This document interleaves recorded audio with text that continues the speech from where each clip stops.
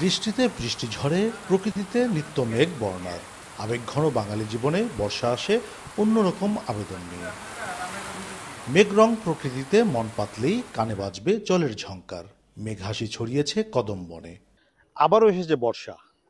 বর্ষা প্রকৃতিকে করে সবুজ, পুষ্পপল্লবকে করে সুশোভিত।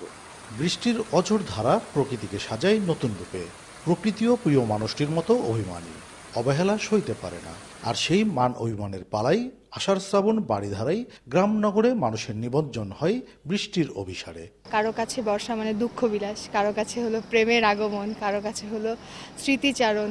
বিভিন্ন রকম মানে এক একজনের কাছে বর্ষা এক এক রকম। বর্ষা হলেই মানে আমার দাদু বাড়ির কথা মনে পড়ে অথবা নানু বাড়ির কথা মনে পড়ে, যেখানে আমরা আসলে বৃষ্টি হলেই দেখা যায় পুকুরে ঝাঁপাইতাম। হলে যেহেতু থাকি, বান্ধবীদের সঙ্গে মুড়ি পার্টি করি এরকম, কিংবা আমাদের হলের মাঠে আমরা বৃষ্টি যাপন করি।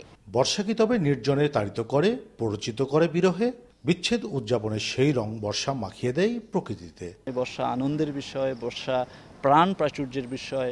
আমাদের বাঙালি জীবনে বর্ষা হচ্ছে আমরা বলি ফার্টিলিটি কাল্টের বিষয়, অর্থাৎ কিভাবে নতুন ফসল আসবে, এটা কৃষকের জন্য আনন্দের।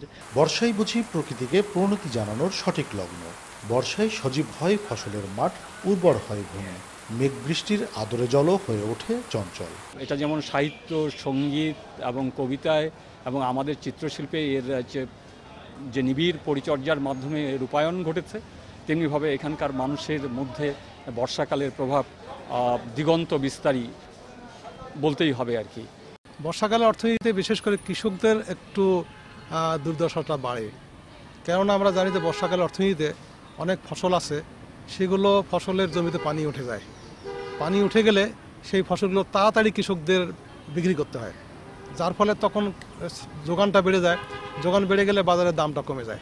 বর্ষা অর্থনীতিতে প্রাণ আনে যেমন, তেমনি আবার নগর অব্যবস্থাপনায় বৃষ্টির অবিরাম ঝরে পড়া দুর্ভোগও আনে জনজীবনে। কাজী সাহেদ, দেশ টিভি, রাজশাহী।